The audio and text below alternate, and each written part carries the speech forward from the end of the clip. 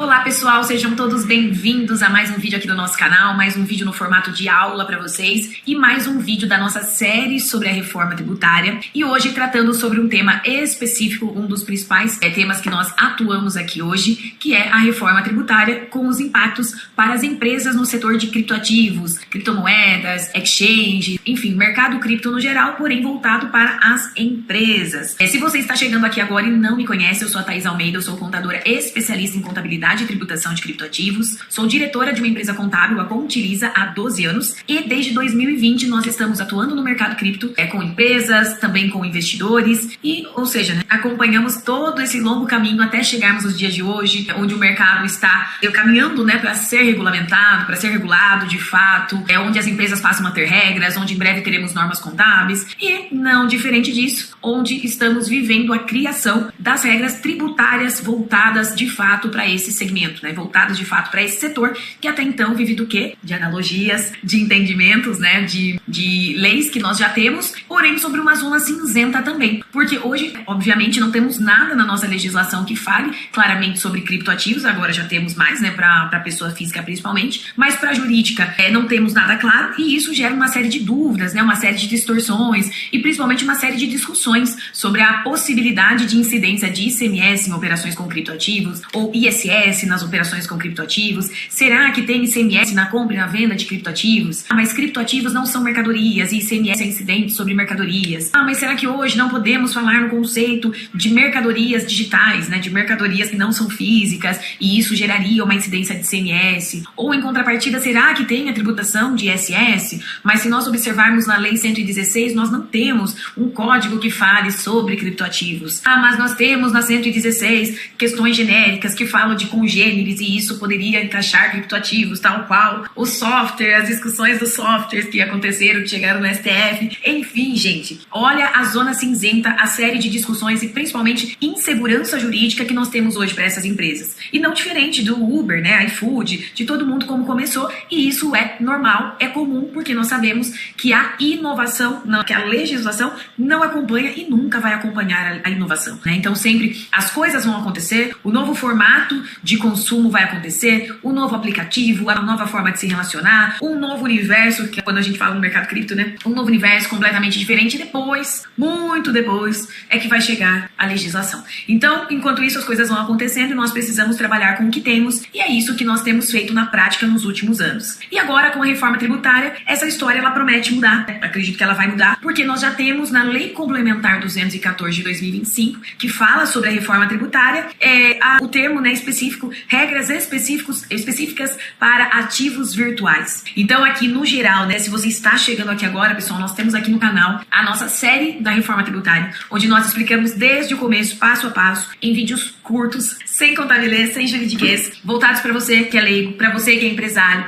para que todos consigam acompanhar a evolução da reforma. Então, se você ainda não está inscrito, já se inscreve aqui, já encaminha para aquele amigo que precisa saber disso, porque ainda teremos muito conteúdo, muita coisa boa para rolar aqui para vocês. E eu falo coisa boa por quê, gente? Porque mais do que nunca todo mundo precisa se informar. Então, essa vai ser a palavra de ordem para os empresários em 2026 com a reforma tributária. E aí, quando nós falamos de ativos virtuais, nós temos então aqui contando toda essa história, eu não vou trazer aqui novamente sobre a reforma tributária, mas a primeira lei que regulamentou, de certa forma, pontos da reforma tributária foi essa aqui, a Lei Complementar 214 de 2025, que instituiu, criou, de fato, trouxe as regras para IBS e CBS, que serão os novos tributos que nós teremos com a reforma tributária. Então, aqui, quando nós colocamos, já até deixei aqui num Ctrl F, para virtuais, para nós vermos aqui o que a Lei Complementar nos traz sobre ativos virtuais. Reforma tributária, emenda constitucional 132, criou a reforma tributária. Lei Complementar 214 de 2025 começou a regulamentar, trazendo pontos específicos e tratando em detalhes de ativos virtuais.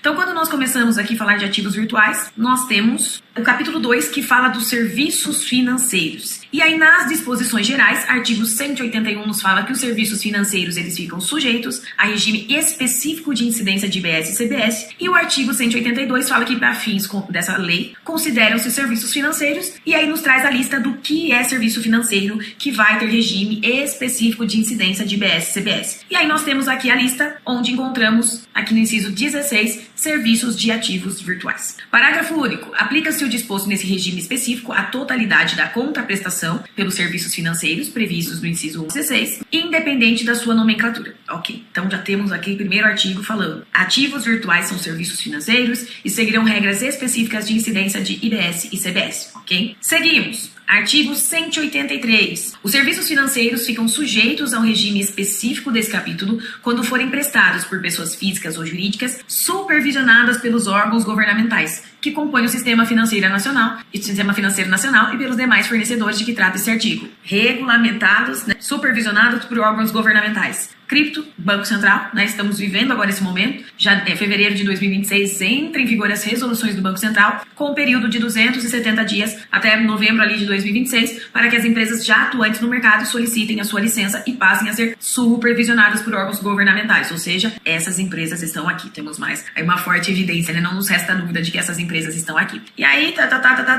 prestadoras de serviços de ativos virtuais. Então temos claramente essas empresas aqui, ok? E aí quando caminhamos, vamos para a seção 11 dos serviços de ativos virtuais, então uma seção específica falando sobre serviços de ativos virtuais. Temos o artigo 229 nos trazendo o seguinte: os serviços de ativos virtuais, de que trata o inciso 16 do artigo 182, aquele que nós acabamos de ler, ficam sujeitos à incidência de IBS e CBS sobre o valor da prestação dos serviços de ativos virtuais, ok? Os ativos virtuais, parágrafo 1º, os artigos virtuais de que trata desse artigo são as representações digitais de valor que podem ser negociadas ou transferidas por meios eletrônicos e utilizadas para a realização de pagamentos ou com propósito de investimentos, nos termos da nossa famosa Lei 14.478, não incluindo as representações digitais consideradas como valores mobiliários, que ficam sujeitos ao disposto na seção 3 desse capítulo. Então, vejam que estamos tratando aqui.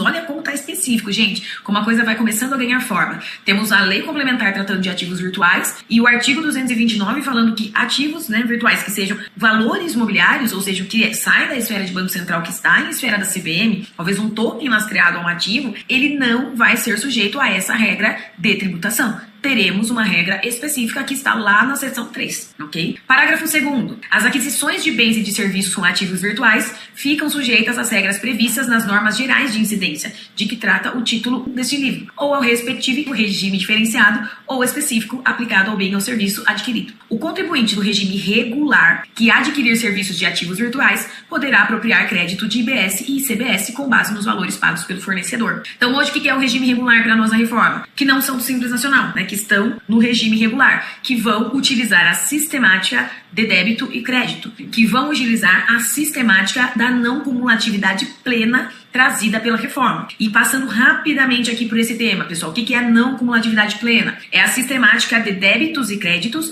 onde eu só pago imposto pela diferença. Em regra geral, pela reforma tributária, para os novos tributos IBS e CBS, essa vai ser a sistemática, se a sua empresa for do regime regular, ok? Então isso é muito importante porque, ao mesmo tempo que acaba com o imposto em cascata, imposto sobre imposto, que vai encarecendo na cadeia, fazendo com que chegue mais caro para o consumidor final, também gera um conflito para empresas de serviço, porque para que eu tenha crédito, eu preciso, o que me gera crédito são serviços e produtos consumidos, contratados, comprados, que têm nota fiscal. Empresas de serviço, por sua vez, têm a maior parte da sua despesa com folha de pagamento. E folha de pagamento não dá direito a crédito, o que pode onerar empresas de serviço. Então, hoje, nesse momento, se discute muito isso sobre reforma tributária, principalmente para empresas de serviço. E o que eu falo como regra de ouro, gente? Existe uma receita de bolo? Não. Nunca existe no tributário receita de bolo. Por isso que é a hora de todo mundo entender aonde vai se encaixar na reforma tributária para fazer as contas. É preciso calcular, é preciso entender, de acordo com a realidade da sua empresa,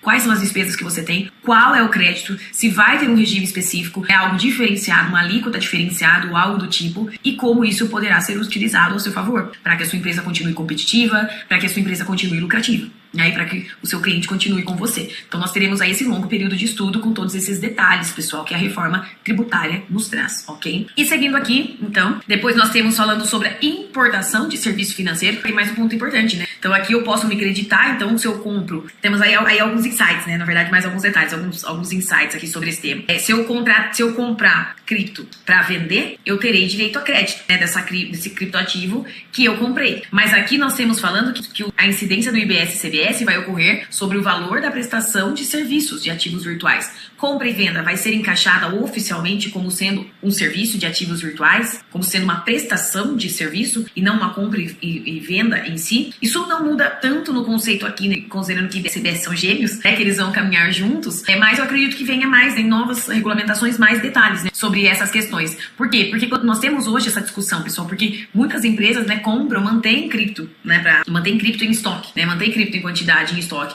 o que em tese descaracterizaria, digamos assim, uma prestação de serviço, uma mera intermediação, onde eu pego e repasso, né, eu compro, eu tenho estoque e depois eu revendo. Então, acredito que podem vir mais detalhes ali em termos de nomenclatura, e quando nós falamos disso, muitas vezes parece óbvio, mas é importante, porque se não está claro e desenhado, gera insegurança jurídica. Então nós vamos ainda acompanhar, lembrando que aqui na data desse vídeo não temos tema esgotado, porque ainda temos muita regulamentação, muita coisa de reforma tributária para sair. E aí aqui temos a importação dos serviços financeiros. Na importação dos serviços financeiros, a lei nos traz que a base de cálculo será o valor correspondente à receita oferida pelo fornecedor em razão da operação, com a aplicação de um fator de redução para contemplar uma margem presumida, a ser prevista no regulamento, observados os limites estabelecidos nesse capítulo para as deduções de base de cálculo dos mesmos serviços financeiros prestados no país, quando aplicável. Então, vejam bem que a lei nos fala, né? Prevista no regulamento, ou seja, ainda vamos ver o desdobramento de como isso vai se dar na prática. Nas hipóteses em que o importador dos serviços financeiros seja contribuinte do IBS da CBS, sujeito ao regime regular e tenha direito de apropriação de crédito desse tributo na aquisição do mesmo serviço financeiro no país, de acordo com o disposto nesse capítulo, será aplicada a alíquota zero na importação e não serão apropriados créditos do IBS e CBS. Então, importação de serviços financeiros aí, uma alíquota zero na importação. Vamos ver como isso vai se dar. E aí nós temos aqui a exportação também do serviço financeiro, que nos traz que a entidade prestar serviço financeiro no país e mediante exportação deverá, nas operações, calcular a proporção da receita das exportações sobre a receita total, reverter o efeito das deduções na base de cálculo permitida para esse serviço na mesma proporção de que trata o inciso. Então, gente, qual que era o objetivo desse...